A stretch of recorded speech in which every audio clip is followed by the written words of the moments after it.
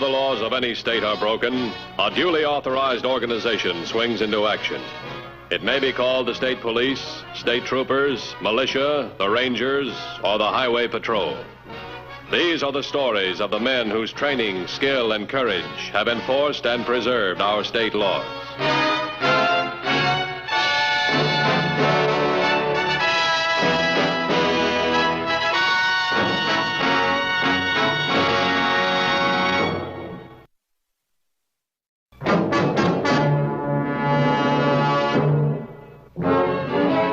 One of the principal trouble sources of any law enforcement agency is circumstantial evidence. Too often, coincidence and chance conspire to point an overwhelming finger of guilt at an innocent person. The Highway Patrol encountered just such a case the morning that Stash Irwin, a wanted criminal, drove through the gates of the Apex Plastics Company.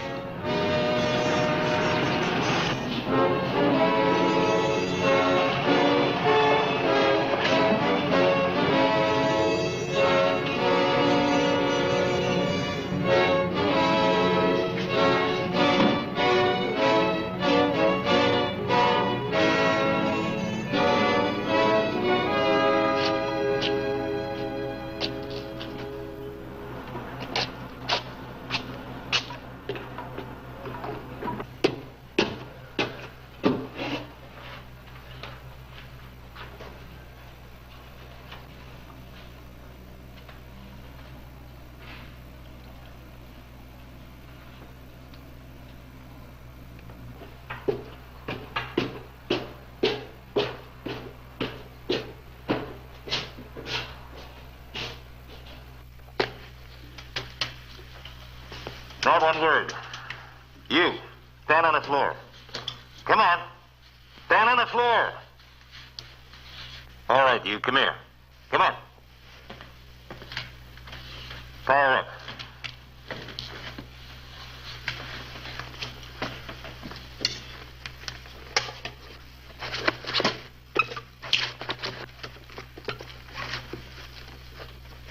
Her ankles, too.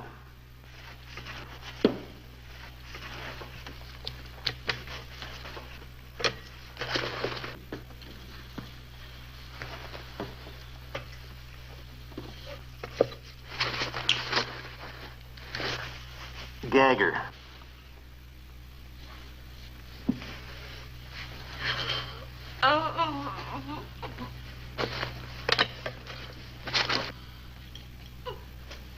Okay, around the back. Come on, around the back. Turn around. Turn around!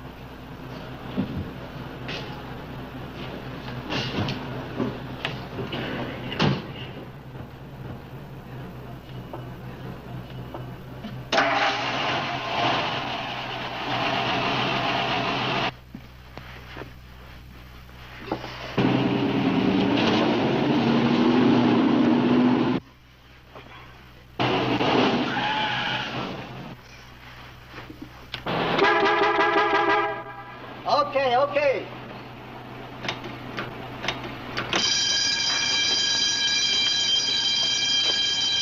All right, mister, pull it up there. You have to wait now.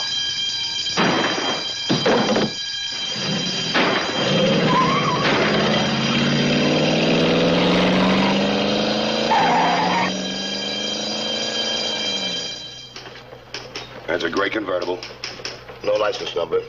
All right, I got it. Thanks. All right, we know the car was headed east when it left the plant. Could have doubled back. We can't take any chances. Put a roadblock here. Another one here. And one over here. Alert all units to look for a gray convertible. Let's go out to the plant that was robbed.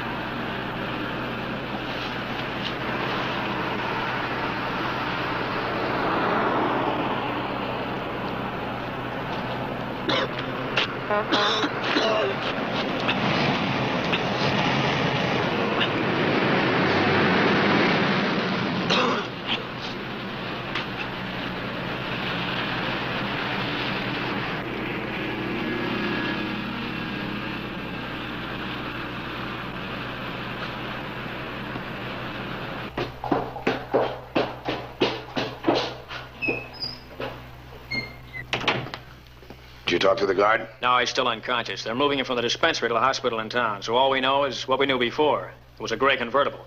Did find out one thing, though. The guard managed to fire 2 shots before he passed out. In other words, we have no way of knowing whether somebody was waiting for him in the car or not.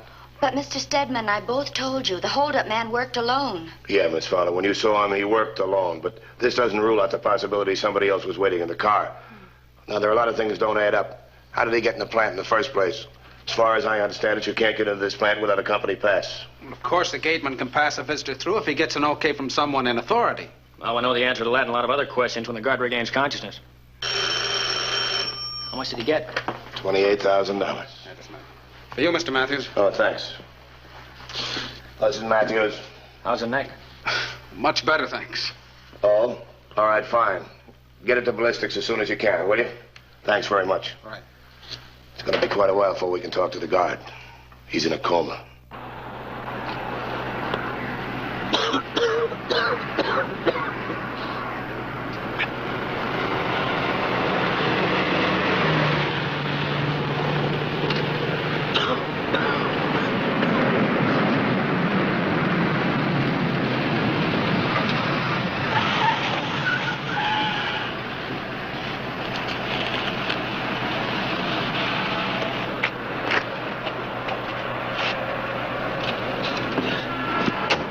Somebody sure left you stranded out in the middle of nowhere. I can take you as far as Farnsworth. suits me fine. You all right, buddy? It's nothing. Just a cold. Sure you're okay? It's nothing.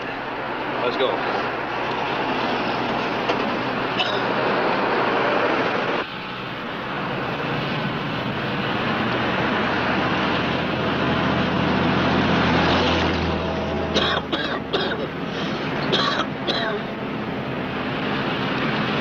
Mister, I don't care what you say. You're sick. I'm going to get you to a doctor. Look, will you forget about it? I'm all right, I tell you.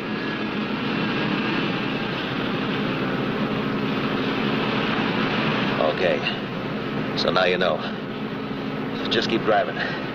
From now on, you're my personal chauffeur. Look, take the car, why don't you? Just let me go. No dice. I need you to jockey me around. When you're finished with me, how do I know you won't kill me? You don't, pal. You don't.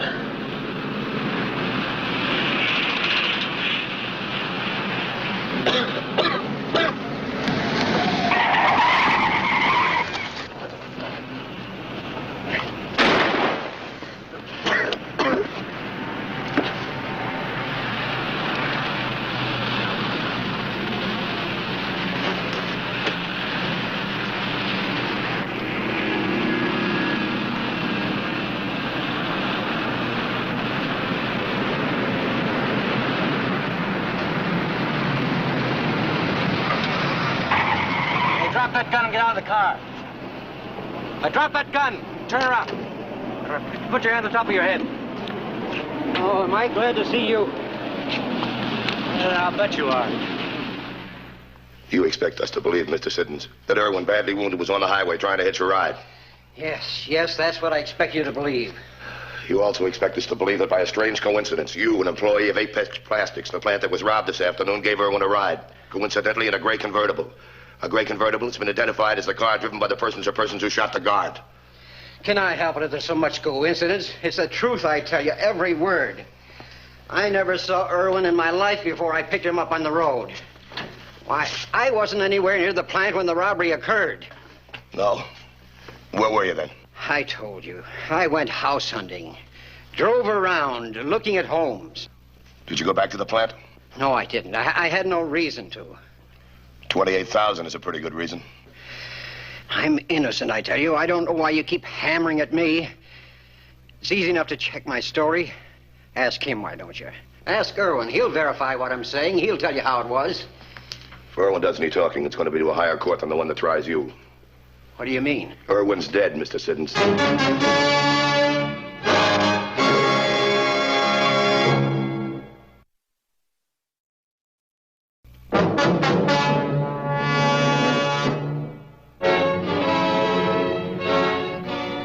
2 hours of intensive questioning failed to shake Warren Siddons' testimony. While in the hospital, the wounded guard was fighting a grim battle for his life.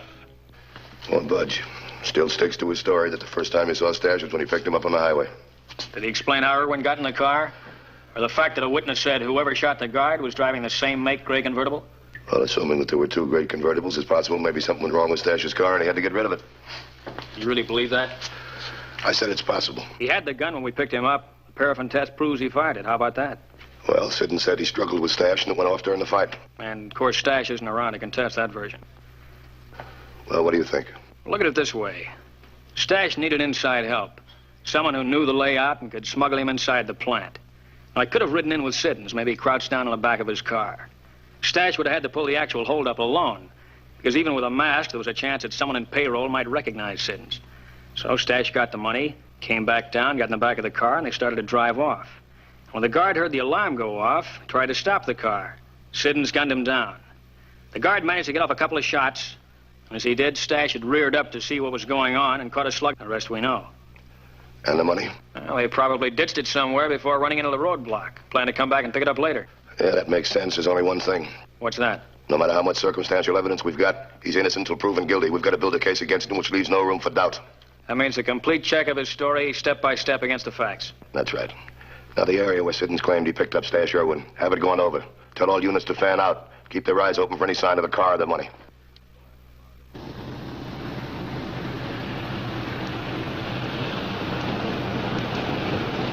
I heard it on the radio, I tell you, on the newscast. Stash is dead. They're holding Siddons on charges. What about the money? They find that, too? No mention. Just our luck. After everything had gone perfectly, this had to happen. They say Siddons had no alibi. That's right. Why, what are you thinking? That patrol guy. He implied Stash might have had inside help. But the finger could point at me, and I wouldn't much like that.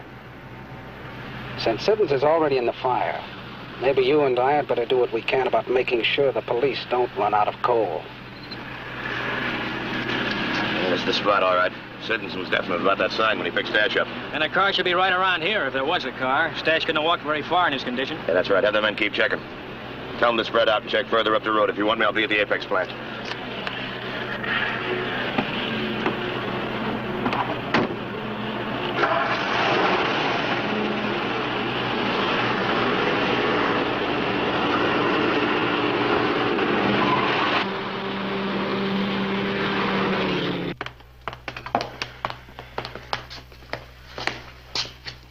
Is this Siddons' desk? Yes. Imagine all that time working with him, eating in the same cafeteria, and he was just waiting for the day to pull off that holdup. Why, I even let him drive me home from work one day. Well, this is nice. A handicapping sheet, Barry Mutual tickets. It's worth about $2,000-3,000. On his salary? You want to see Siddons' time card? Yeah. You know, if he claims he punched out at noon, he's lying in his teeth. See for yourself. According to this, he never punched out at all. Well, he probably intended to punch out, but when the guard stopped him... Could something go wrong with the machine? Could it fail to register? Look, as payroll supervisor, those machines are my department. I check them daily. Thanks, Mr. Stedman. Excuse me.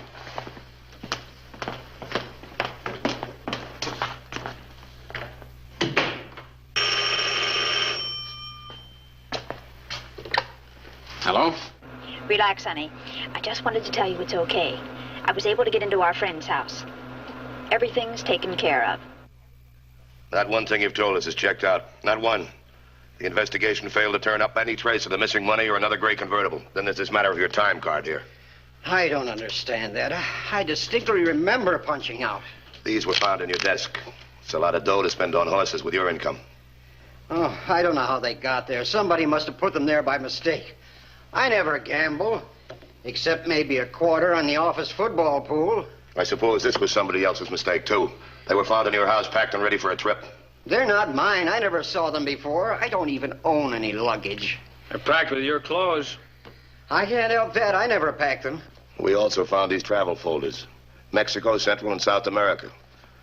Also an airline timetable with the flight underscored tomorrow night, 8 o'clock to Lima, Peru. We checked with the airlines. They've got a reservation in your name. I don't know anything about it, I tell you. I can't understand any of this. It's like some horrible nightmare. Siddons, how do you expect us to believe you in the face of so much evidence? Yeah. Sir Johnson, come here. That might be it. There's much too much evidence. It's all too neat. Only a chump in this case would deny us guilty to that or an innocent man. The lab said there were no prints on the luggage. Looked like it was wiped clean. Well, regardless of that, we got enough on this guy to convict a dozen men, but anybody who's smart enough to plan and execute a job like this, well, he'd try to alibi himself, wouldn't he? Could be. Somebody's trying to frame him. Ask him a question. You did arrange for a passport, didn't you? No. If he's planning on taking tomorrow night's flight to Lima, he would have made passport provisions, wouldn't he?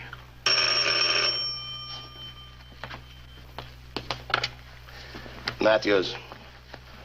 What? When was this? All of it? Are you sure? Right, thanks. They found the money. It was in a culvert about 3 miles away from where Siddons said he picked up Irwin. They also found the gray convertible.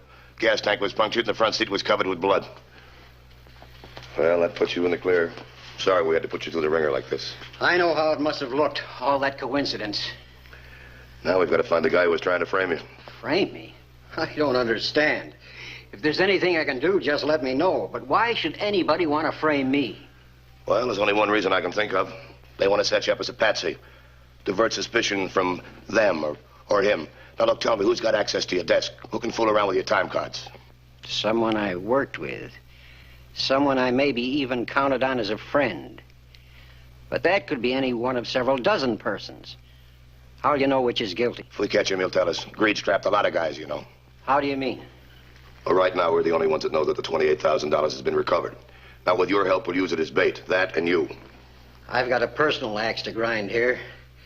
This day's experience has aged me 10 years. Somebody's going to pay for that. Look, Mr. Siddons, I've got an idea. I just heard it on the radio. They found Stash's car. The police are convinced now that Siddons was involved, but not actually involved in the holdup and shooting. They let him out on bail. He'll be back in after his trial. With all the evidence we planted, he doesn't stand a chance of beating the rap. But he's out now. So, what are you building? The money. They still haven't found the money. $28,000, and it's just like the earth swallowed it up. Look, Stash is dead. Now, the only other person in the whole world who might give us a clue to where that money is Warren Siddons. The cops already grilled him. If he knew anything about the money, he would have told them. Maybe not. They aren't such mental giants, those cops. Maybe they overlooked something. Maybe. Look, all I know is we took a lot of chances to get that money, went to an awful lot of trouble. I think it's worth taking a few more risks. I can't question him. He knows me. He doesn't know me.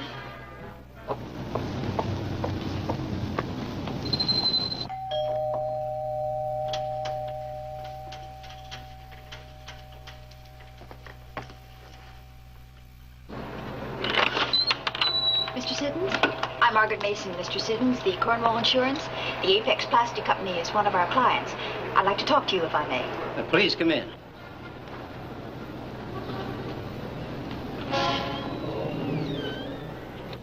You sit down, please. Thank you.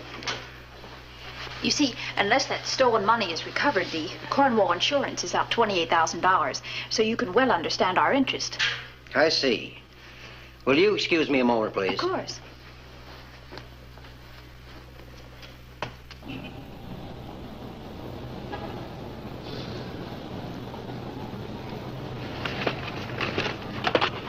That's it.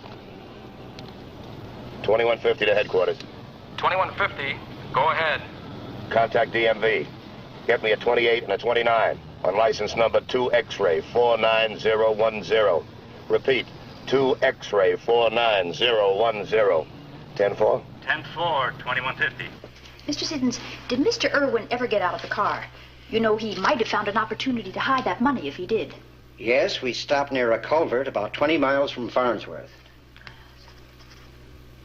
Did you ever tell this to the police, Mr. Siddons? Mm-hmm. But they didn't find anything. Gloria Burgess, 2017 Fernleaf Place, 10-4.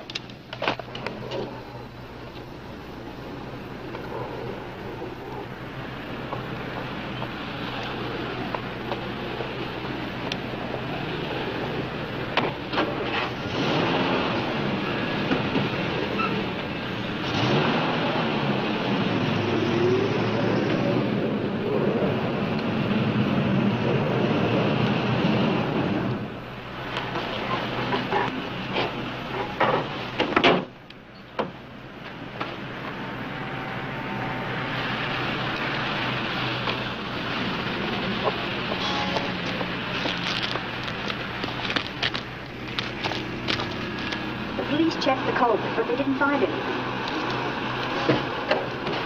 Yes, Siddons is very sure of the directions.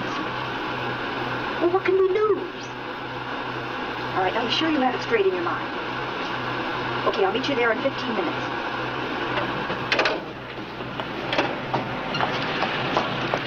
Miss Burgess, you're under arrest. Don't worry about your boyfriend. We'll keep the date for you. Let's go.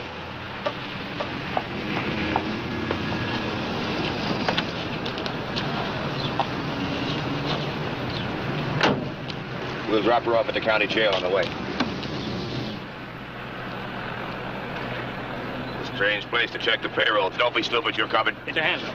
Look, I was only trying to help. I thought you may have missed something. Yeah, sure, I bet you did. That's what Miss Burgess thought, too. Okay, take him away.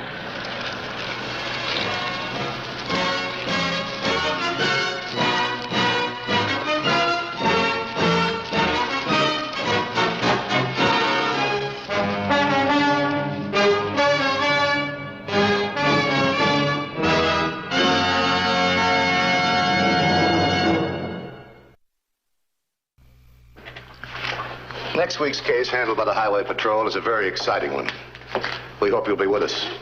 Until then, remember, the careless driver isn't driving his car. He's aiming it. This is Broderick Crawford saying, see you next week.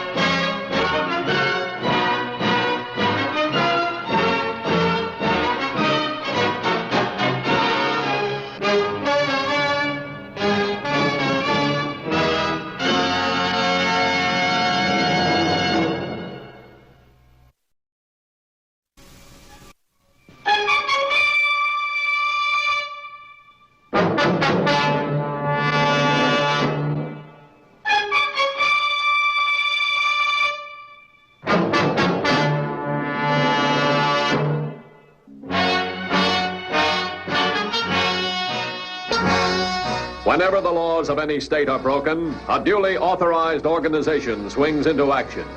It may be called the state police, state troopers, militia, the rangers, or the highway patrol. These are the stories of the men whose training, skill, and courage have enforced and preserved our state laws.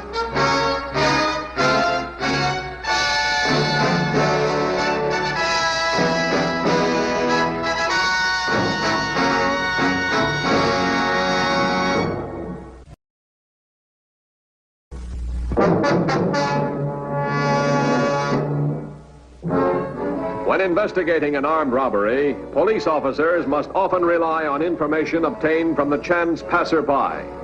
Well aware of this unpredictable element, Paul Herrick and Bert Nelson devised a plan to reduce this hazard.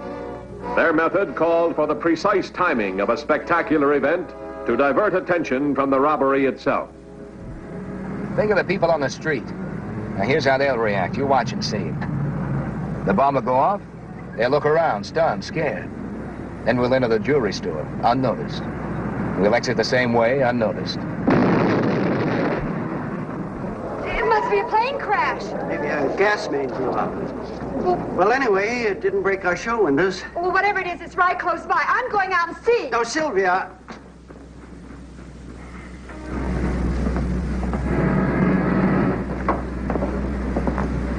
May I help you? Sure you can. Just do as you're told and there won't be any trouble. Open the safe. It's open. Get out on the floor.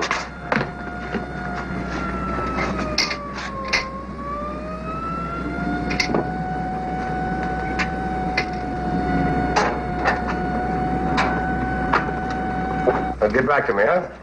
Yeah, that's right. Thanks. There's been an explosion in Somerton. No details yet. Units are on the way. It must have been quite a blast the way calls are coming in. You know the cause? What about it? No, not yet. The switchboard's lit up with questions but no answers. All right, fine. If the boys call in, get back to me right away. Huh? Okay. He's all taken care of. Yeah, I'm ready. Just a second.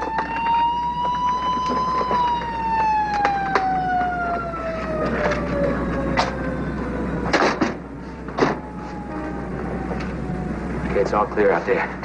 Let's get out of here.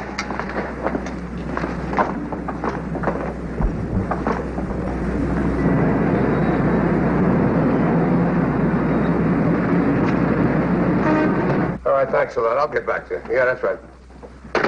Okay, Ken, what about the blast? What happened? Yeah, 2 explosive experts are on their way and 2812's on the scene. What about Sergeant Grant? He reports no casualties and no damage.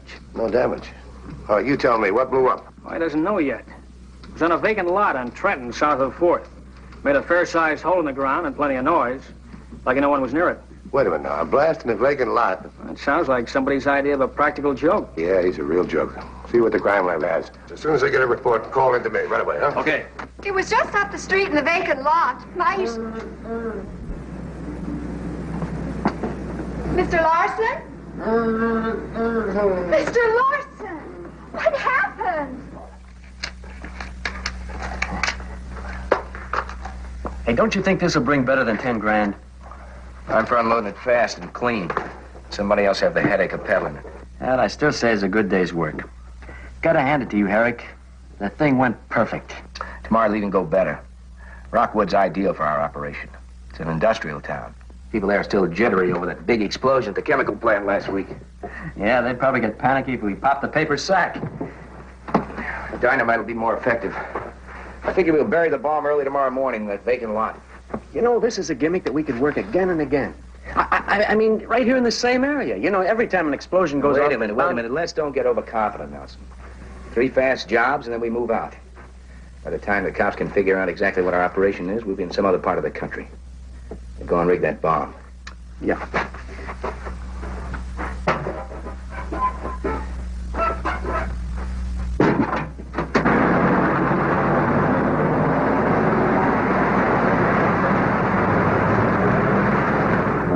Within minutes, 2 seemingly unrelated incidents had occurred in the same city block. Preliminary investigation of the blast and the robbery revealed no clue. Following up, the Highway Patrol questioned the robbery victim and neighboring merchants. I'm Matthews, Highway Patrol. Look, I know you've talked to the other men, but can you think of anything new? Well, I'm afraid not, and Miss Davis wasn't here during the robbery, Mr. Matthews. No, I wasn't. Well, when I heard the explosion, I guess I just lost my head. Well, I ran out to see what the trouble was. And she's no sooner gone than in came those 2 men. Did you see them come in the store? No. And when I came back, they'd already gone. And left poor Mr. Larson tied up. Gosh, if I'd only come back a few minutes sooner. Yeah, I know. But look, you said they were well-dressed, they wore masks. Give me an idea of their age, their weight, their height, the whole thing, will you? Well, I was pretty flustered, but the one who tied me up spoke softly, rather polite. I should guess that he was, well, between 30 and 45. I'm afraid that isn't much help. Well, that's a gross understatement. Look, if you think of anything else, call me, will you? Mr. Matthews, may I ask you a question? Go ahead. Well, all the time I was out in the lot, I never did find out what caused the explosion. What on earth was it? It was a small bomb planted in the ground. That's certainly an odd coincidence. Didn't have to be a coincidence. I'll be in touch with you.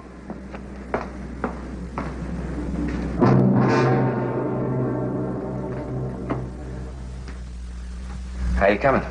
Okay. As soon as I attach the dynamite in the cap, we'll be all ready. And I don't like working with this junk equipment. If I had some good components, I could build you a timing device that would work to the split second. Yeah, sure you could. And if a couple of those fancy fragments escaped the blast, the police experts could trace it to you as if they had your bridge work.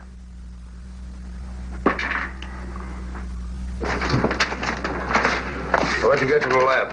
Oh, not much. A few pieces of an ordinary alarm clock and some chunks of flashlight battery.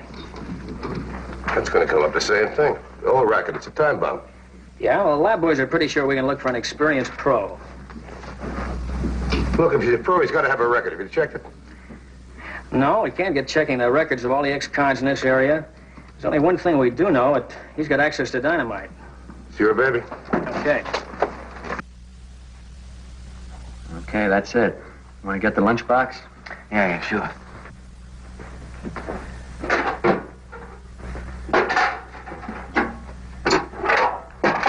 Easy.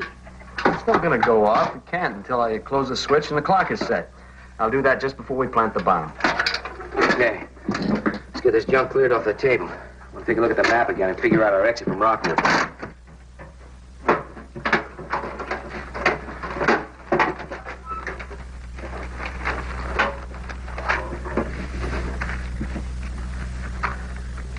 All right, Barton, Norton, Grubbs. These guys, they're all free and clear as far as you're concerned. They show up for parole all the time, right? All right, thanks. Hold on 1 second. What about a guy by the name of Bert Nelson? What about him? Oh? All right, thanks very much. Nothing on the dynamite so far. Well, the boat has cleared the other 3 guys. Well, what about the 4th man, Bert Nelson? No address. Did he jump parole or what? Check him and check the other 3, too. Get back to me, will you? Right. Okay.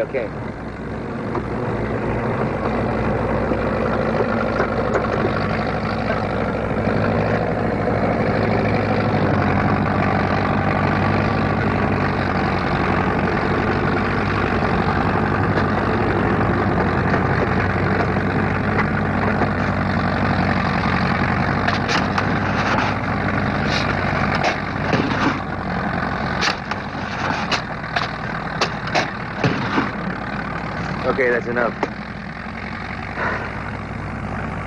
Now, take it easy. Take it easy. Play it casual. Got nothing to do from now till noon.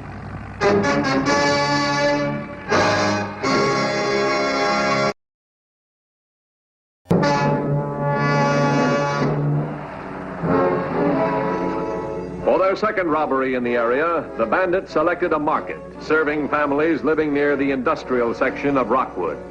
Shortly after the stroke of noon, the bandits were ready to go into action, waiting for the explosion of a time bomb hidden in a nearby lot.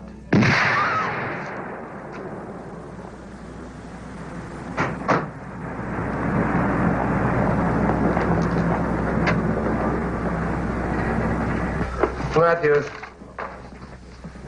What? What part of town? In the Rockwood area. Not again. All right, I know an explosion. I'll send the units out. Right, thanks a lot. Rockwood? Had a big explosion there last week, that chemical plant. It was a real mess. I better have the emergency disaster unit stand by, we know. Wouldn't want to see one like that again. I wouldn't either.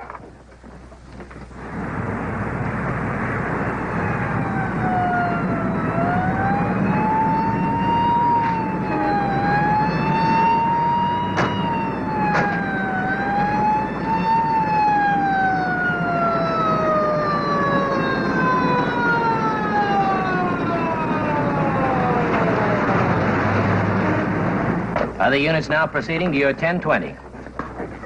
The Rosewood area again, I'm sure, huh? That's right. The report just came in. It's at Central Street in Colton. 1632 is on the scene. He reports no known casualties or damage. Okay, well, that's with the vacant lot. That's where the blast occurred. Come on.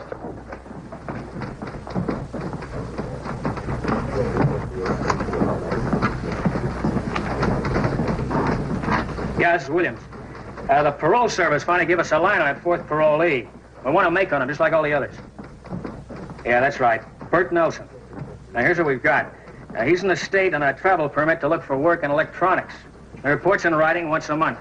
His last report was postmarked General Delivery, Temple City. Started from there. Well, we've had more trouble in Rockwood. 2 men just robbed a market next to the blast. They got 8,000 cash. Rockwood, figures. We got units out there. I wonder if they saw the getaway car. I hope so. Let you and I find out. Come on.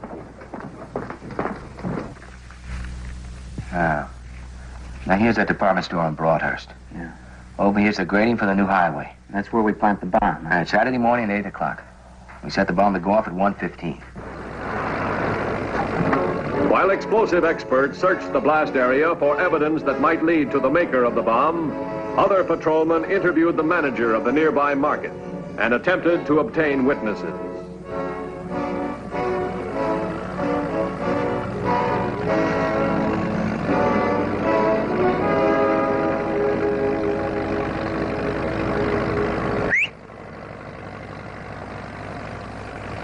Take a look. This is a dandy. Well, nobody saw the bandits entering or leaving. Sergeant Haynes is still questioning the employees. Sure it's the same 2 guys? Well, it looks like it. It's the same M.O. The mask, the guns, and the soft-spoken guy that uses the adhesive tape. So we don't know anything more we knew before. Wait a minute. You're wrong. There's one thing we know for sure. They tried it twice. Let's figure they're going to try it a 3rd time. Shove off. Come on.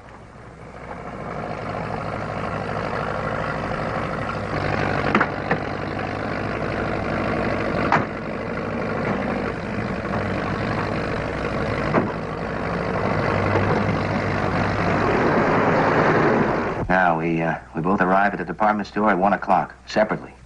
We go in the store, we work our way to the back. We browse around. Mingle with the customers? Right, right. By 1:10, we'll be at the back of the store by the offices. At 1:15, when the bomb goes off, you'll follow me into the cashier's office. And then, we'll be on our way. All right, Ken, take a good look. Yesterday, Cemetery. Today, Rockwood. We know they're in this area right here. They'll probably keep it in a small area. Cut down the distance they have to travel with that dynamite. Let's figure it this way. They're going to try again. Oh, by the way, once you get from the left. Well, nothing on the print so far. They're all too smudged to make an identification through records. If we've got enough on the partials, if we come up with a suspect, we'll have something. I'm going to run through that batch of parolees, see what we get. I'll tell you what. One more blast report. We'll close off the whole area right in here. Okay? Now, what's this about a change in plans? We're not going to go out the main highway. We're going to turn west here, on Laureen Road. That's a cow path. I know, but I've been thinking about that Rockwood job. How fast the cops came into town. Well, yeah, to investigate the explosion. This is the third time we've pulled this trick. The cops aren't completely stupid. They'll be covering the main highways with all the men they have available. I figure we'll load up the car with food. Stick to the back roads into the woods. What do you think?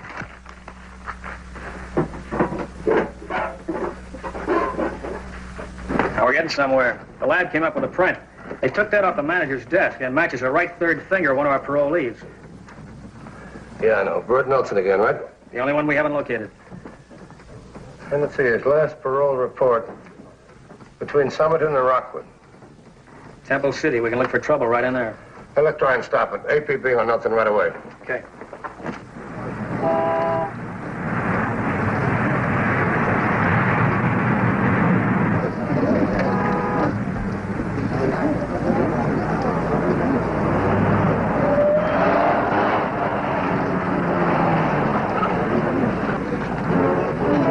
A few minutes after 1 o'clock Saturday afternoon, the bandits were ready to stage their third robbery in 4 days.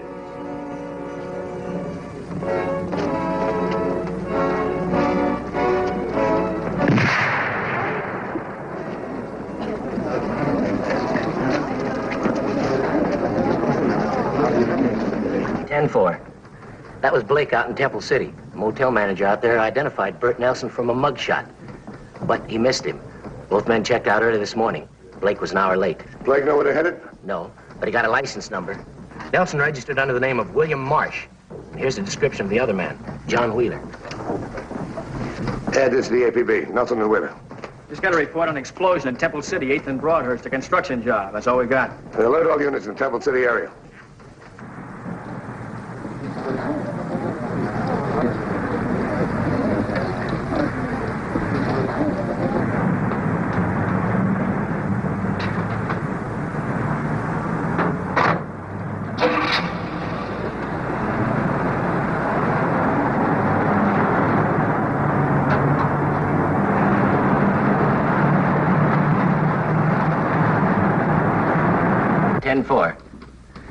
The two bandits entered the cashier's office shortly after the explosion and took a reported $10,000 from the department store safe. 1218's investigating now.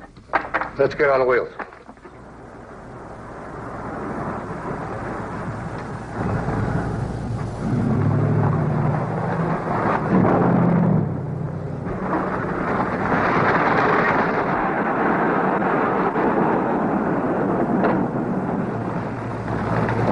$14.10 to $21.50. 2150 by. My 1020 is Garfield Boulevard and Loring Road. As I approached the intersection, I saw a black sedan turn west on Loring.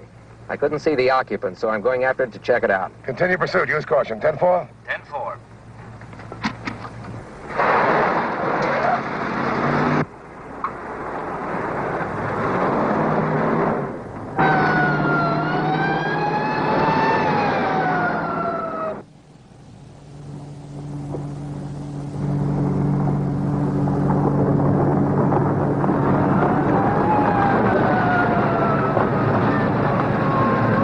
Keep going.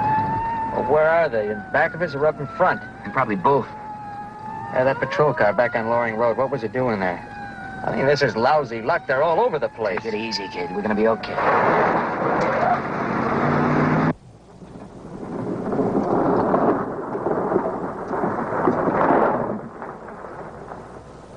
Headquarters to 2150.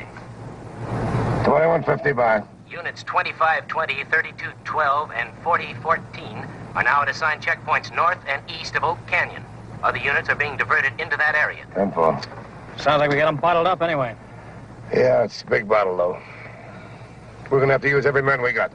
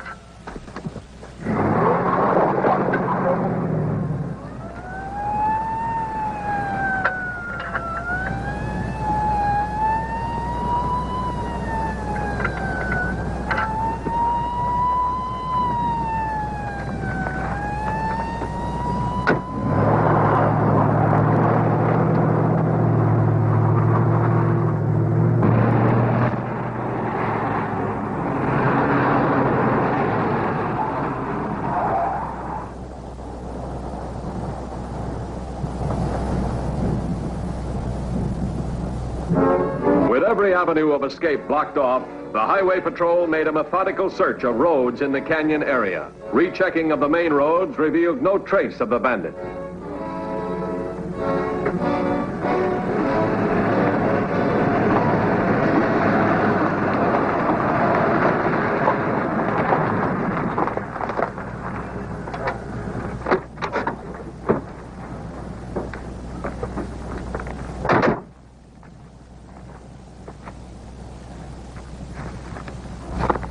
Good thing we brought plenty of food. We could spend a week up here. Hey, watch it, will you? Firemen and the cops up here. Come on, let's eat.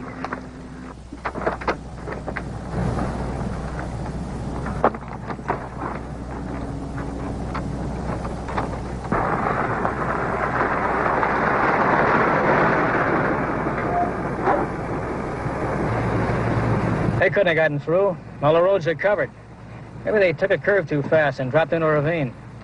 Well, there's one thing we haven't checked. That's the fire road. What do you say we try them? Well, I know cable's down. With all the units out, they would have noticed.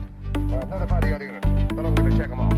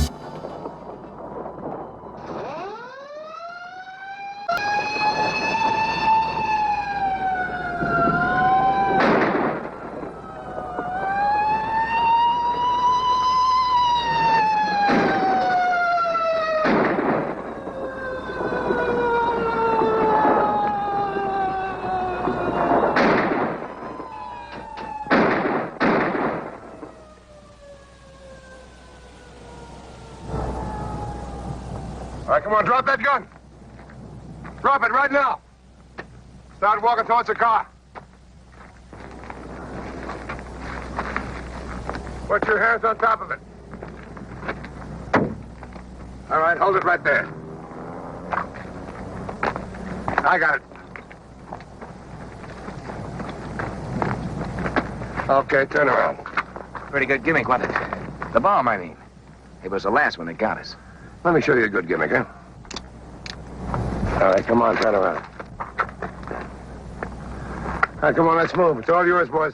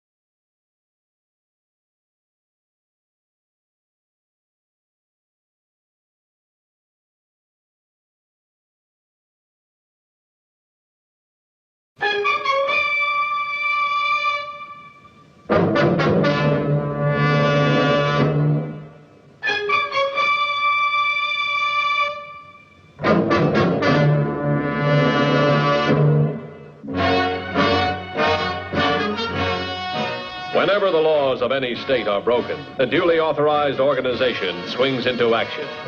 It may be called the state police, state troopers, militia, the rangers, or the highway patrol. These are the stories of the men whose training, skill, and courage have enforced and preserved our state laws.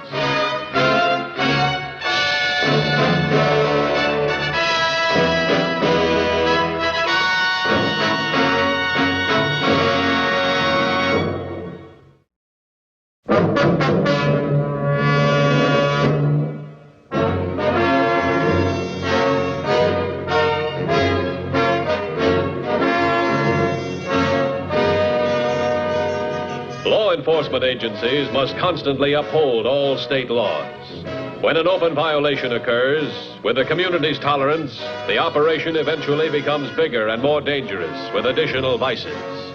When the Club Bahamas opened a gambling casino against the state law, the law enforcement agencies moved rapidly to close it, a move that called for extraordinary measures.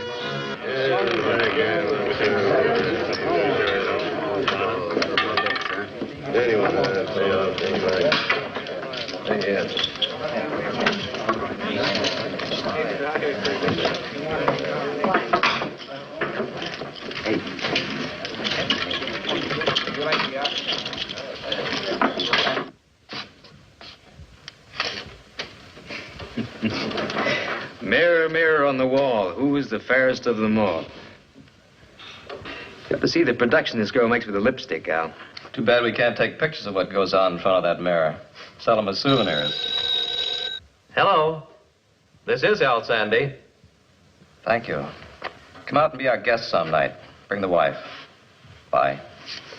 Dickerson, the filling station man. Just saw Sheriff Bishop and a carload of deputies heading this way. See that he and his wife have a good time when they come out Saturday. Dickerson, right. Sorry to interrupt your pleasure, ladies and gentlemen. We have a report there's a raid on the way. Our floormen and dealers will buy up your chips. This room is closed for tonight. Don't worry, we have about 10 minutes, but the main dining room will remain open. As you know, it's our policy to protect our patrons in situations like this.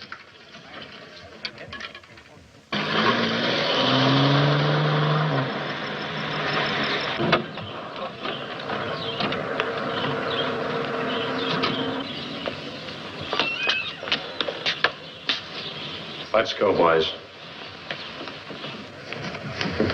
Sheriff, good evening. Is this an official visit? Pronounced raid. You have a warrant, of course. Oh, you know I have. Here. I assume this is in good order. Well, you can take it up with your attorney.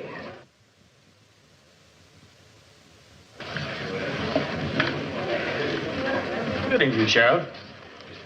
Go ahead, Sheriff. It isn't locked. So you were tipped off again, huh? Well, if I'd known you were coming, I certainly would have had my chef prepare your favorite dish. Steak and kidney pie, isn't it? Oh, you know a lot about me, don't you? My job, Sheriff, as a restaurant man. Uh-huh. What is it? You've been here before, Sheriff, so you know this is our private banquet room. If you and your department wish to avail yourself of it, a reservation can be arranged. Now, one of these days, I'm going to take over the whole place. I won't need a reservation, thanks. Sheriff, I can still use a man like you around here at night. You can do it off duty. The hours aren't bad, and the money's pretty good. No thanks, Mr. Sandy. What's the matter? Your money, it stinks.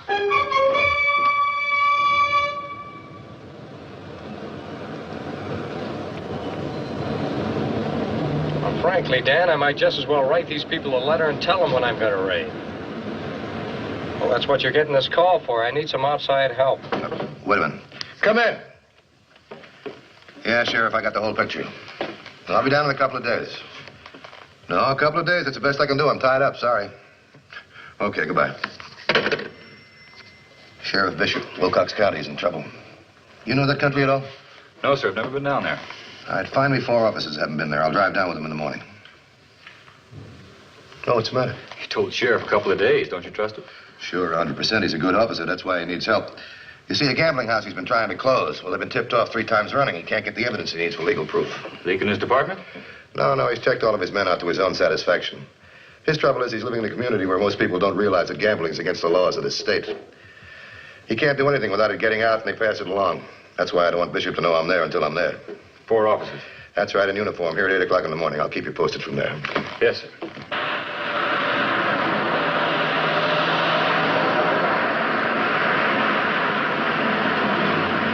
That's right, Sheriff, right away. 5 miles the other side of Bridgeton, where the old road turns off. And make sure you're alone. Right. Now, let's get off the main road.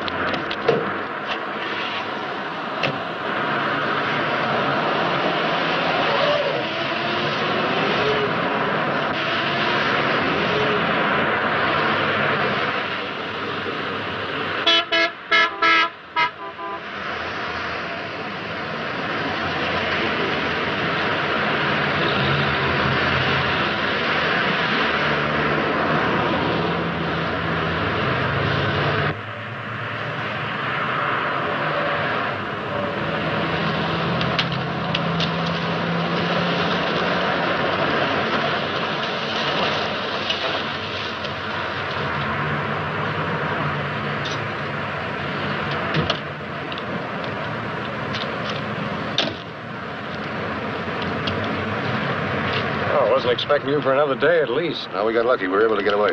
Look, when you make your raid tonight, I want you to use my men. You lead them. Maybe the locals around here will have a little more respect for you when they find out what you got behind you.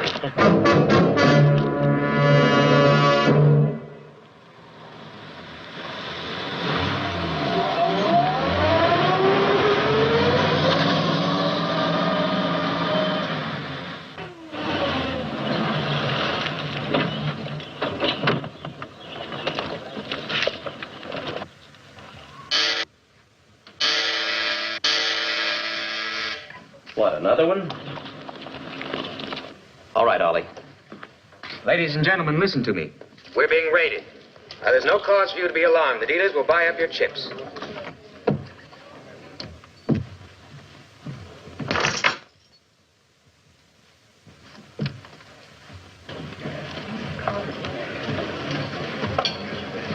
I'm very sorry. This door is locked at the request of the private party who is using the banquet room tonight. But Mr. Sandy can open Seems it to be for the you. trouble, Frederick. Why, hello, Sheriff. Back again? Well, these gentlemen, these officers, they insist on entering the private banquet room, Mr. Sandy. Well, of course. Allow me.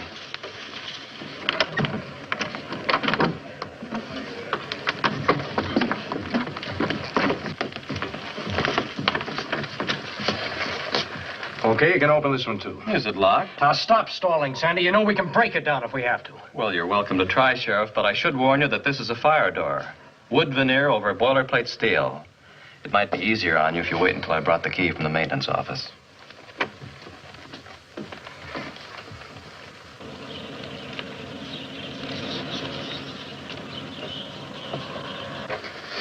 Sheriff,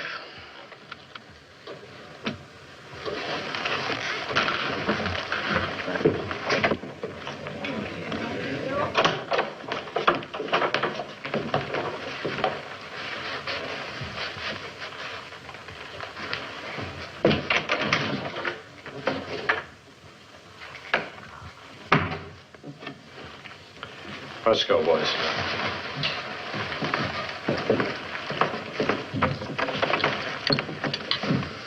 Now, look, It Sandy. hasn't changed a great deal since the last time you were here, has it, Sheriff?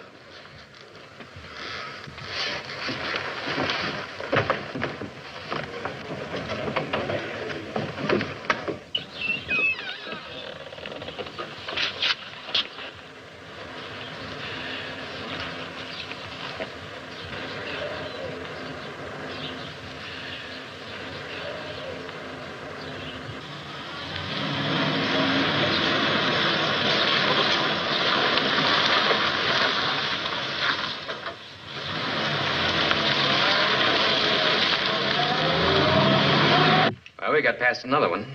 Yes, thanks to the double doors. You worried? Plenty worried. I'm thinking it might be a good idea to close down for a couple of weeks. Just operate the restaurant. It cost a lot of money. So the lawyers. Sheriff Bishop would love to hear you say that. Well, Barney's a sterling young officer and a 20-carat nuisance, but we can live with him. This raid tonight was highway patrol. Barney's gone outside for help. That's what worries me, Ollie. They didn't do any better than Barney's been doing right along. They even looked pretty foolish when they broke in on that banquet. Maybe they did, but they're still state cops. That means we're getting the kind of attention I can do without. It's something to think about.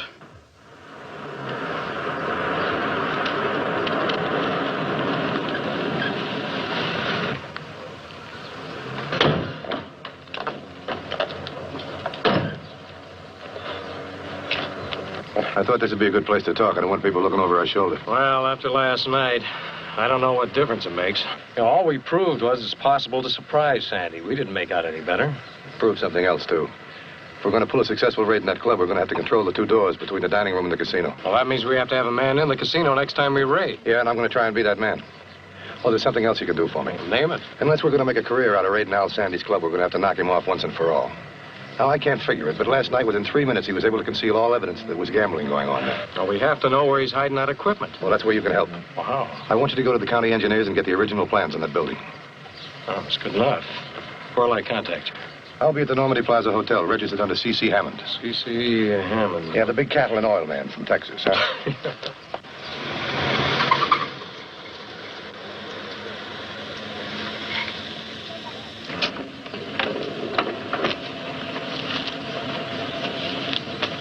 Live.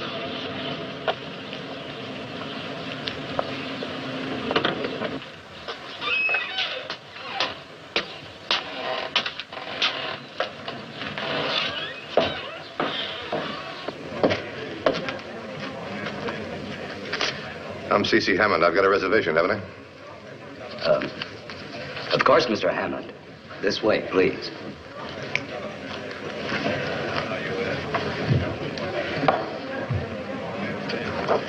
Shrimp cocktail, double steak, rare baked potato, and a Caesar salad. Yes, sir. Keep the change. Everything was to your satisfaction, Mr. Hammond? Yeah, it was wonderful. Say, by the way, I've been watching those doors. I've been seeing people go in there all evening. What's going on? A private party, sir. How private? I'll send Mr. Dyer to your table, sir. Thanks.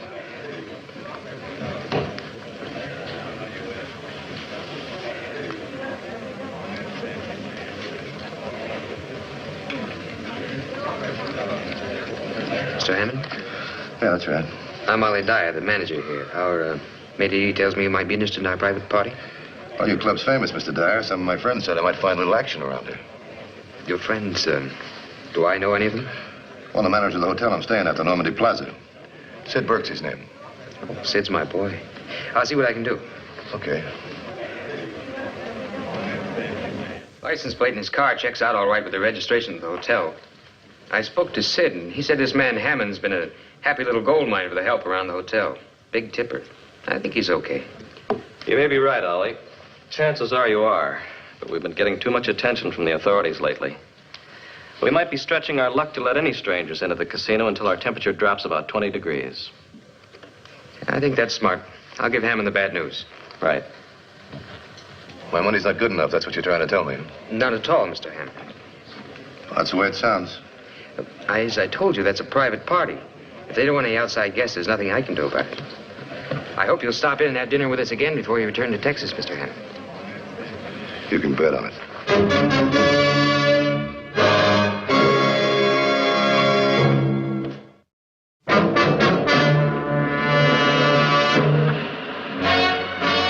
Al Sandy had a smart operation in the Club Bahamas. There was only one way to stop that operation. A man inside the casino when it was raided. Sergeant Corey was called. It was his assignment.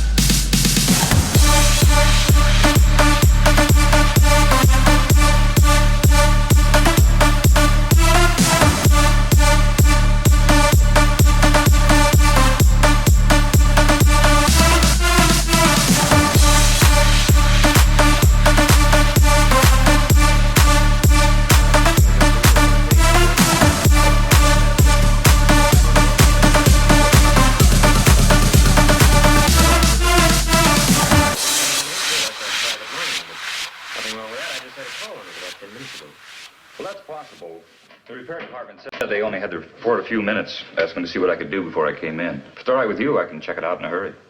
Okay, I guess. What is it? That trouble report was correct. Listen, no dial tone.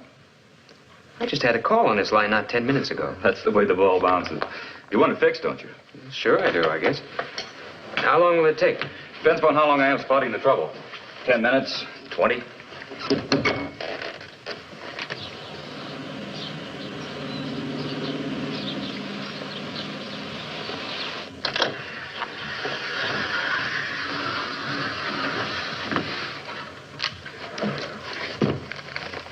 What are you doing in here? Measuring the room. Why? What's that got to do with the phone in the office? Well, there's a power leak somewhere, sir. I thought maybe the electric power lines had crossed over our lines somewhere. I don't know what you're talking about. Just fix the phone, huh? Yeah. And I better get off the dime or I won't be through in 20 minutes like I promised.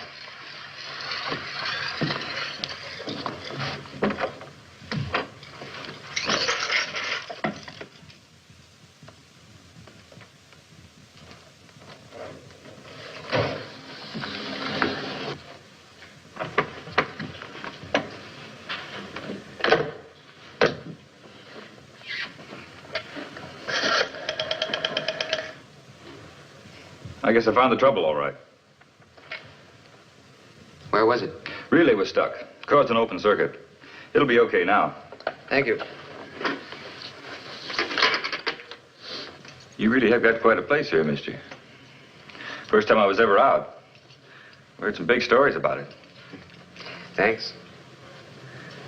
Don't suppose you let a working stiff in here when it's open, even if he's wearing his best clothes. We're not that exclusive. It just, it takes a lot of money. I might be willing to go it just once in my life. If I thought I wouldn't get kicked out of my ear. Oh, that wouldn't happen.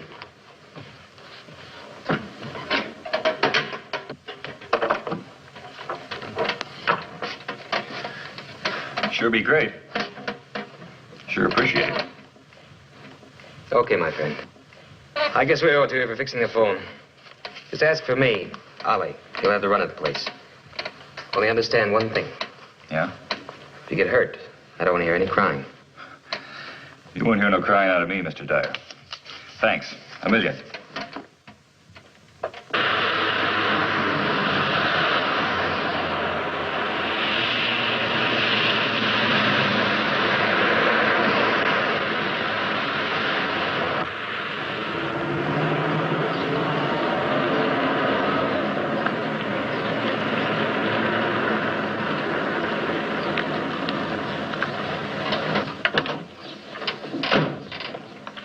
How'd it go? We got it made. Not quite. You got the blueprints? Yeah, sure. Let's take a look, huh? Well, the county engineer steered me on to the architect that put the building up. It was originally a private residence, Dan. Sandy made it over inside. The living room here is now the main dining room. This is what he made into his office in the casino. Well, what's this tell us? What are we looking for? Looking for a space big enough to hide some gambling equipment in. How big a place would he need? How about? Oh, a fair-sized coat closet. Well, from the information I get, all this equipment breaks down. Get that sketch I made, will you? I made a scale sketch and the measurements he took at the casino. Oh. Attaboy.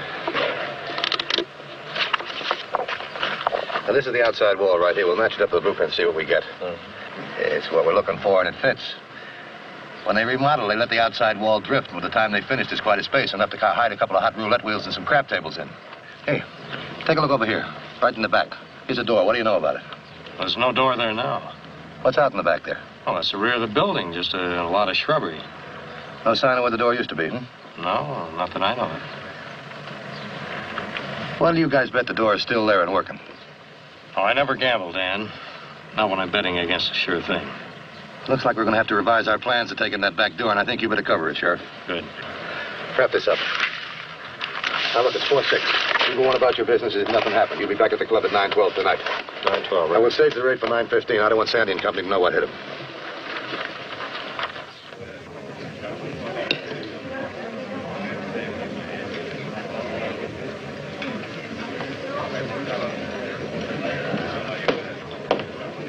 Good evening, sir. Do you have a reservation? Mr. Dyer's expecting me. No, I'm sorry, sir. You can't go in there. Oh, tell Ollie the telephone repairman is here. I'm sorry, sir, but I can't leave the door. What do you mean? Mr. Dyer said I was to have to run the place. Just ask for him. I take my orders from Mr. Sandy. He said no new faces in there. Can't you send for Mr. Dyer? His offices are right over there.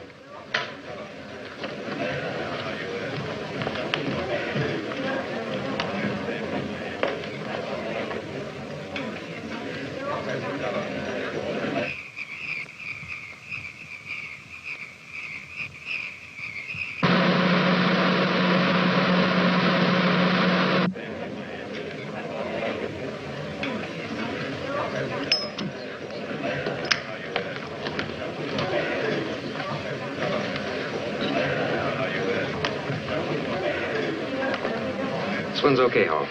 I'm just doing what Mr. Sandy said, Mr. Dyer. I understand. I'll take the responsibility for this, gentlemen. Thank you, Mr. Dyer.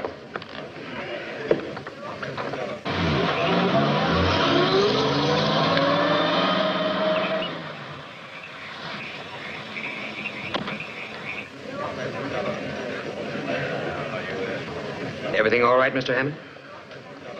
Yeah, it's just perfect. Fine. That's what we like to hear.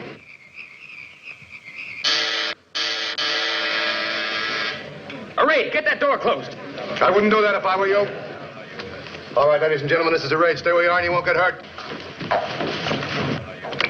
Take him in with you. Shall we go inside and see if I can find a little action?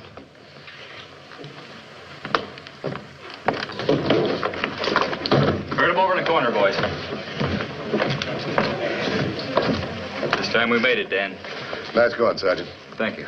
Sergeant, Oh, don't take it personally. You can't win them all. we'll open again. That's a promise.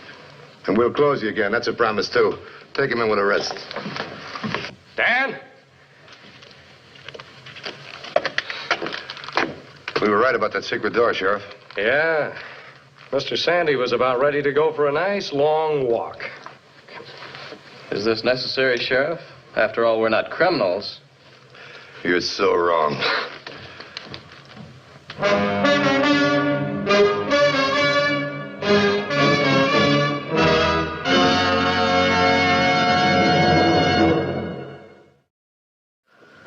The Highway Patrol story next week is a very unusual one. We hope you'll be with us. Until then, remember, it isn't the car that kills, it's the driver. This is Bradley Crawford saying see you next week.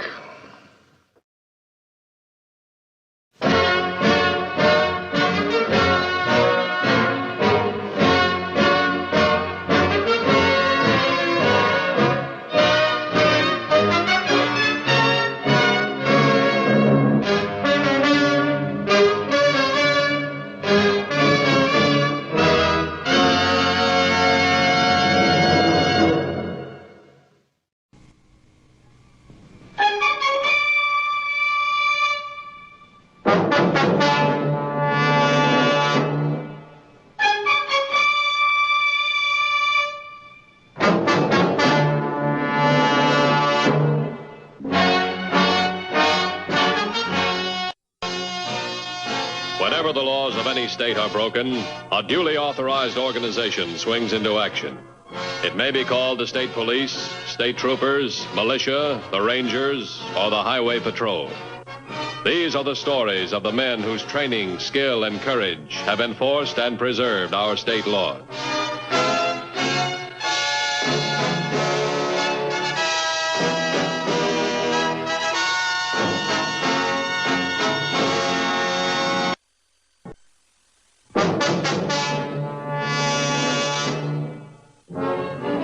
Through bitter experience, the Highway Patrol has learned that the kidnapper is one of the most vicious of all modern criminals. His crime is a carefully premeditated act, planned and performed in utter violation of law and human decency. But every kidnapper is faced with the same three problems: concealing the victim, collecting the ransom, and eluding the men assigned to track him down. Herb, this is Matthews. What'd you get off that ransom note? Oh, that's a big help. Now, time's running short. We'll have to work with what we got. Thanks. I'll talk to you later. Mrs. Watts just called. She and her husband have decided to pay the ransom without any help from us. Now, what's that mean? They don't want us to set any traps. We've got the plan all set. We've gone over it 100 times. They said they'd rather pay the ransom than insure their son's life. $50,000. That's a good premium for bad insurance. They've been having a rough time of it. It's hard to explain that to them. Yeah, that's the trouble with the kidnapping case. The parents suffer as much as the victims. You're never sure you're doing the right thing. What can we do? I don't know. I'm going to try and change their minds. If I don't, they're liable to lose their money and their son.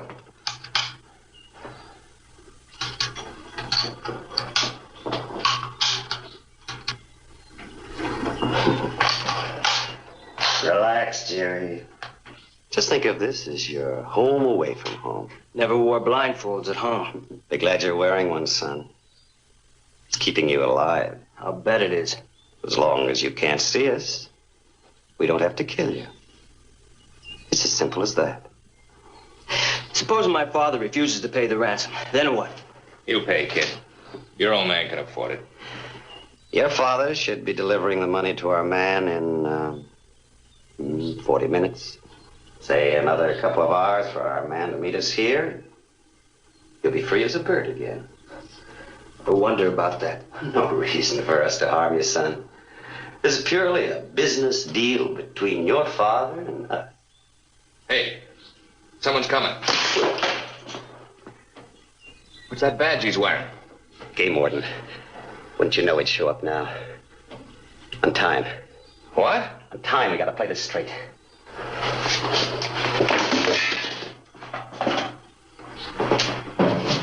Now listen to me, Jerry.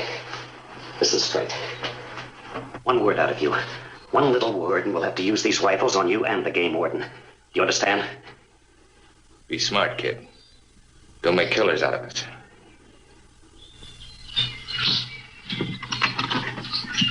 Howdy. Hi. What can I do for you? Well, I'm sorry to bother you fellas. Well, we have our hunting licenses, if that's what's bothering you. You mind? Not at all. Come on in. Good morning, gentlemen. The warden would like to see our hunting licenses. Oh, sure thing. It's okay for us to stay here a while, isn't it? It's all right with me. This shack's been deserted for years. Well, where's your license, Sam? I haven't any. He's not doing any shooting. He's just tagging along for the outing. Well, you're liable to ruin those nice clothes, boy. Real tenderfoot, this nephew of ours. Dresses like one, too. Well, don't let him lead you astray, son. Nice shooting, gentlemen.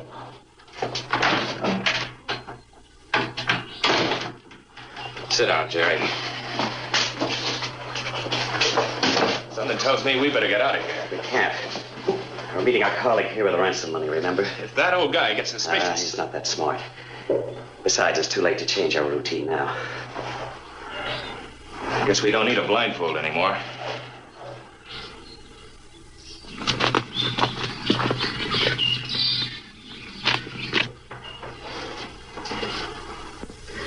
If you're gonna kill me, why don't you do it and get it over with? I wish it weren't necessary, Jerry, but as long as you can describe us to the police, what else can we do?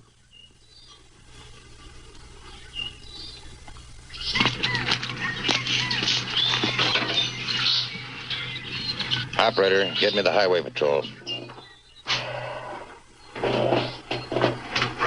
I wish you'd settle down. You're making our guests nervous. Well, I'm not enjoying this any more than he is. Why don't we get the job done? Not yet. Why not? Suppose somebody else wanders by like that game warden. How do we explain a dead body? Well, nobody's going to be wandering by. Another thing. Before we commit any murders, let's be sure we got the ransom money. Your father's no fool, is he, Jerry? He's not going to pay up until he has proof you're still alive. So we are going to have to keep you alive. For a little while, anyway.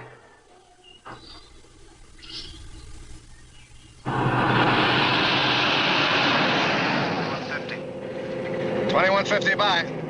Got a new lead in the kidnap case. A game warden in the Widow's Peak area just phoned in. Saw 3 men in a shack up there. 2 in hunting clothes, 1 in a sports jacket. Sports jacket? That's what made him suspicious. You don't go hunting in tweeds. Claims the one on the jacket matches a newspaper photo of the kidnap victim. What are the units in that area? 2217. Have them check it out. Get back to me as soon as possible. Right. You going on to the Watts home? No. That lead you gave might be something. I'll meet you back at headquarters. 10-4? 10-4.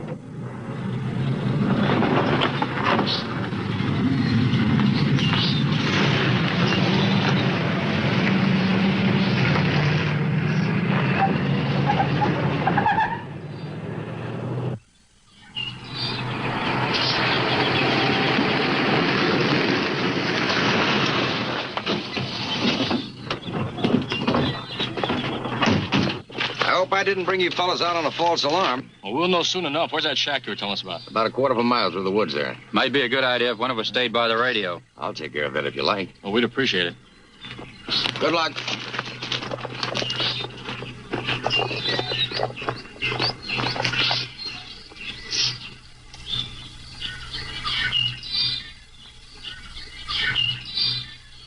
Ed, we got company. The wrong kind of company.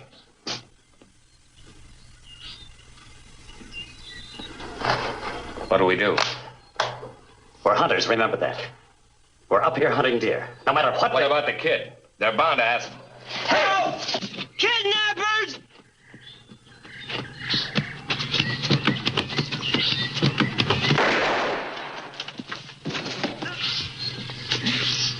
Cover me, I'll try to get to one.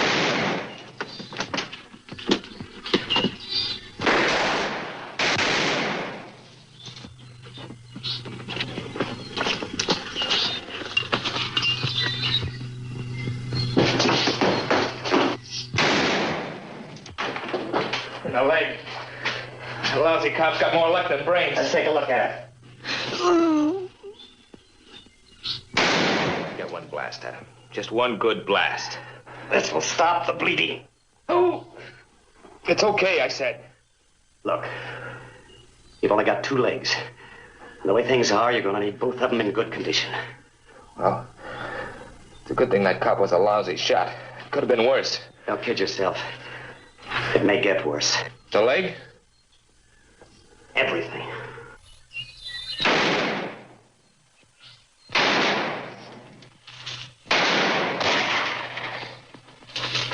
Looks like the party's getting rough. You know, they try to move out. I got one of them, though. How's the Watts boy? Bad. We'll have to get him to a hospital fast. A little while, it won't matter anymore. Well, you think one of us can carry him out? Nah, I think his back's broken. Well, I'll never get him out while those killers can take shots at us. You keep him company. I'll go get help.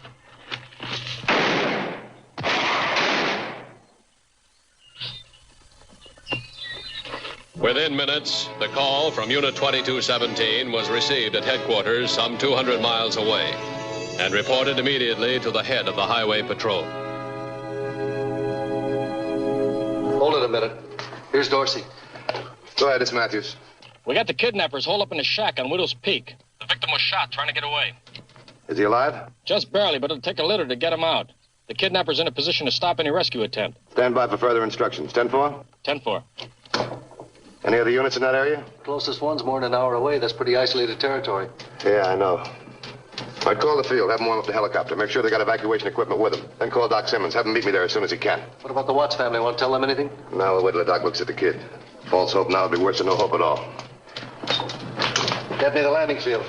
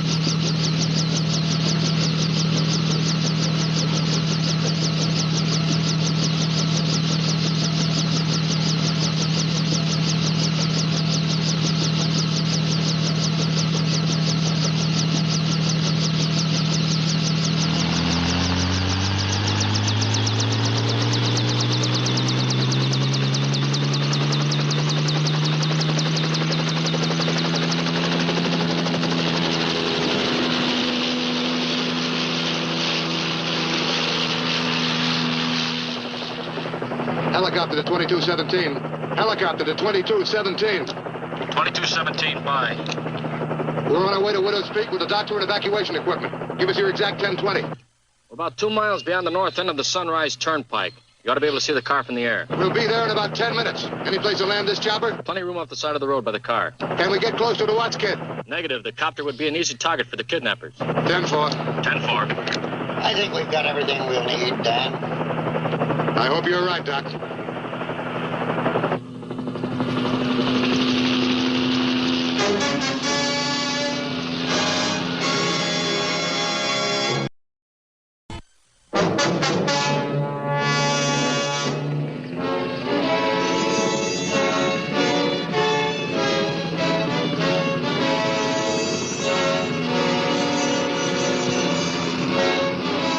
The stalemate at Widow's Peak was unchanged when the Highway Patrol helicopter arrived at the scene. It was obvious that the copter offered the fastest means of rescuing Jerry Watts, but it also presented a perfect target for the kidnappers. It would take time, too much time, to force the kidnappers out of that shack, and the boy was closer to death with every passing second. His condition had to be determined before any rescue plans could be made. Where are they? Down there about a quarter of a mile behind the trees of the woods. How's the kid? Is he all right? He's pretty bad. All right, let's go. I'll pick up the litter.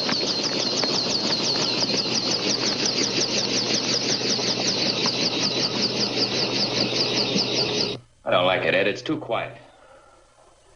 Where'd they land that copter? Did you see it? Over there on the other side of those trees. Won't do them any good over there. If they bring it over here, it won't do them any good either. We'll make sure of that.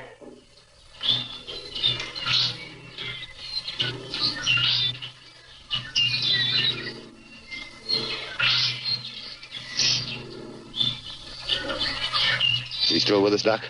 Not for long. We've got to get him out of here, Dan, and fast. Fastest way is to get him out in the helicopter. One slip, and we may kill this boy. His spine, although not directly hit, was almost severed. If we're not careful, we may finish the job. Yeah, I guess you're right. Maybe you could tell them what we're going to do. Ask for a truce and save Jerry's life. Doc, will you please use your head? They kidnapped the boy, hold him for $50,000 ransom, put a bullet in him. You can't make deals with men like that. Well, what use is he to them now? What are they to gain from killing him? They're not going to be shooting at young Watts. They're going to be shooting at the helicopter, and that's not a hard target to miss. Well, we can't let him die here. It's worth their trying, isn't it? All right, the least they can say is no. All right, you men get him on the litter.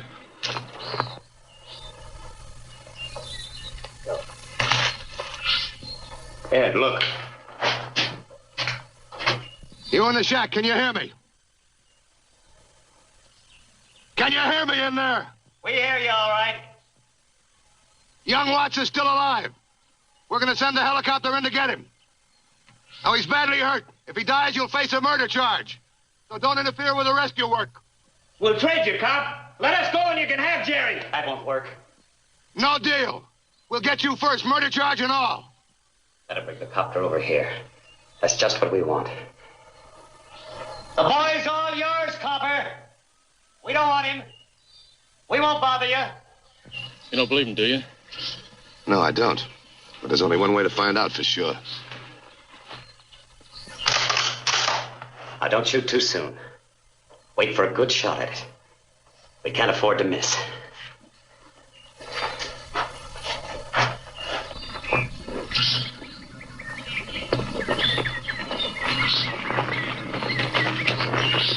Let's see if we can get the kid out in the chopper. Come on, let's go. You stay here.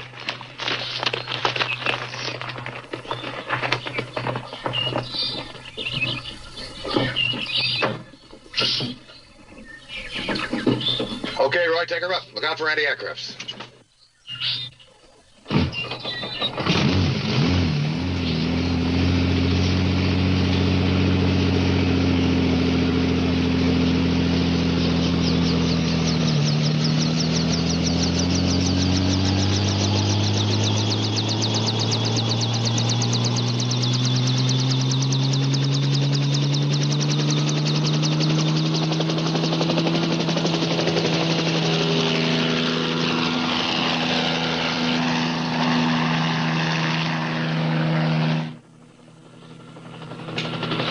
Baby.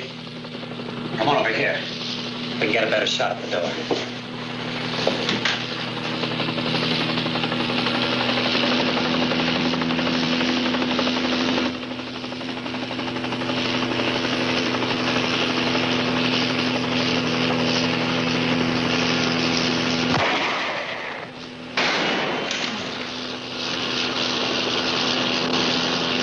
I told you to wait. I didn't get a chance for a beat on it. I could have got that chopper if I had a chance. Well, at least we sent him back for a while anyway. Don't worry. They'll try again. And so will we. I don't like being holed up in here. Yeah, the walls keep getting closer together. As long as we stay inside, they can't reach us, but we can reach them. Wait till that copter comes back here again. I won't miss him this time. They're liable to have the whole force up here by now. They don't have time. They'd be here by now if they had time. Come on back, Copter. Come on back.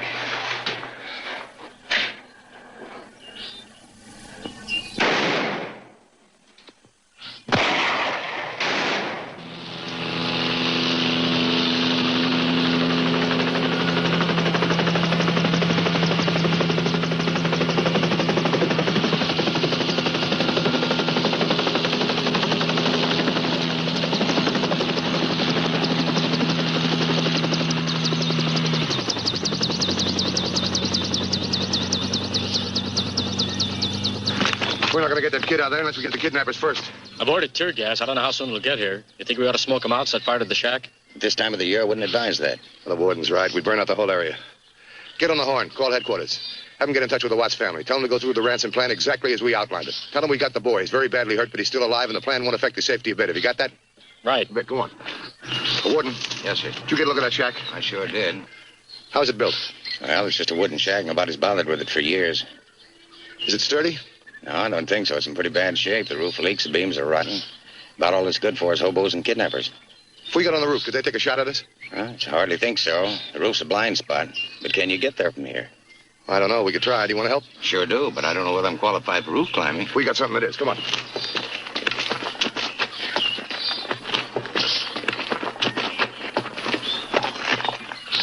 While the time ticked away and the kidnappers waited for the next move, plans were hastily formulated and put into action. The game warden was assigned to help Dr. Simmons with the injured Jerry Watts. Officer Garvey was instructed to maintain his position, covering one side of the shack, while Officer Dorsey assumed a post at the other side. Their job was to keep the kidnappers occupied with a concentrated volley of crossfire. If the crossfire were heavy enough, if the kidnappers were kept busy enough, the copter might be able to fulfill its mission.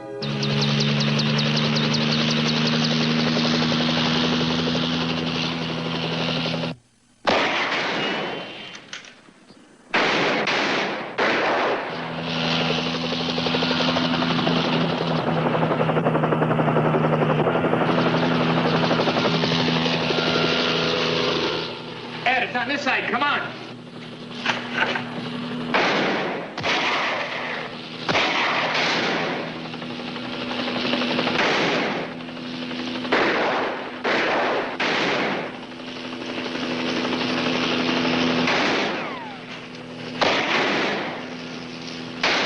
That's great. We're getting up from both sides now.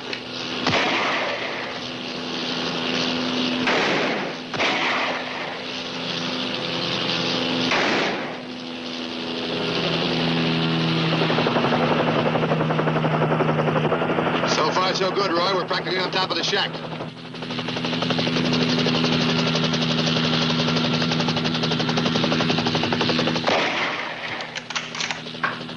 What's the matter with you? Can't you hit that chopper? It's right over the roof. I can't see it from here. Okay, Roy, get it down as close to the roof as you can.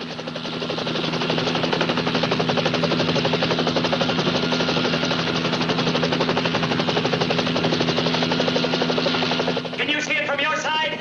No, it's right on top of us. All right, let's shake him out of there.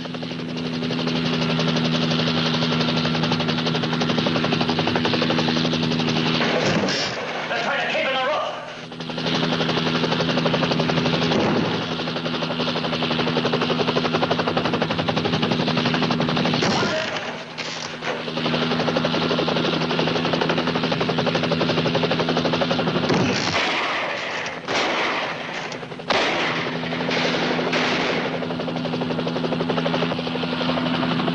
Starting to work, Roy. It's cracking up.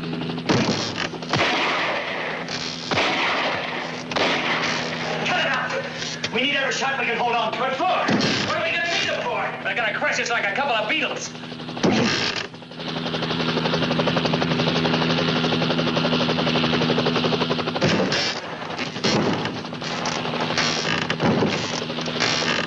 Let's get out of here, man. That's what they want us to do. How's the landing gear taking it? So far, so good.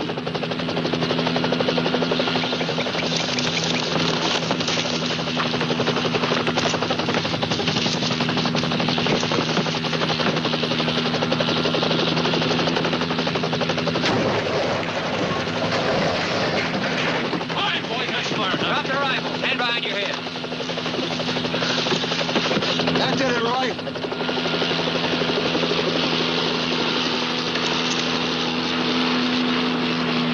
Take a look.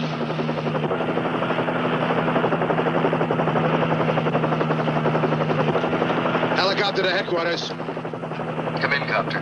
The kidnappers are in custody. How'd the ransom plan work out? We picked up their contact man about 5 minutes ago. Good. We'll have Watts back to the landing strip in about 15 minutes. Have an ambulance waiting for him. 10-4? 10-4. Let's pick up the Watts kid, Roy.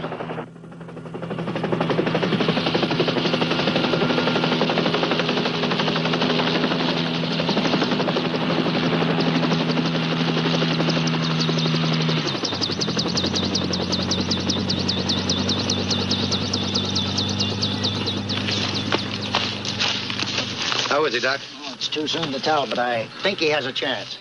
You coming with us, Dan? No, the chopper's got all the weight she can carry. Now, let's go.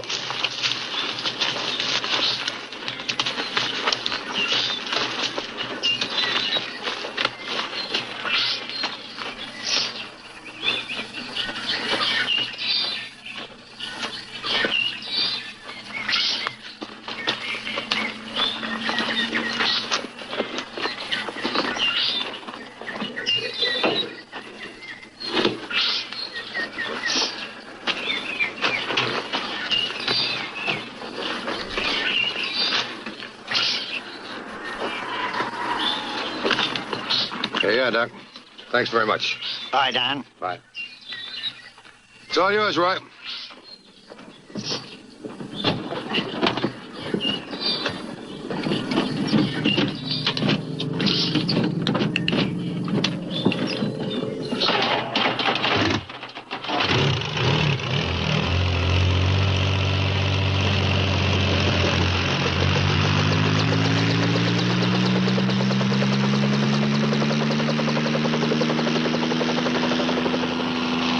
Wonderful machine, that copter.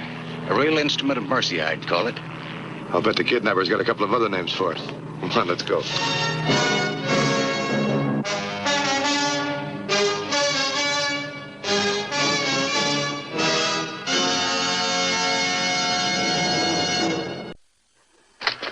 Next week's Highway Patrol story is a very unusual one. I hope you'll be with us. Until then, remember, it isn't the car that kills, it's the driver. This is Broderick Crawford saying, see you next week.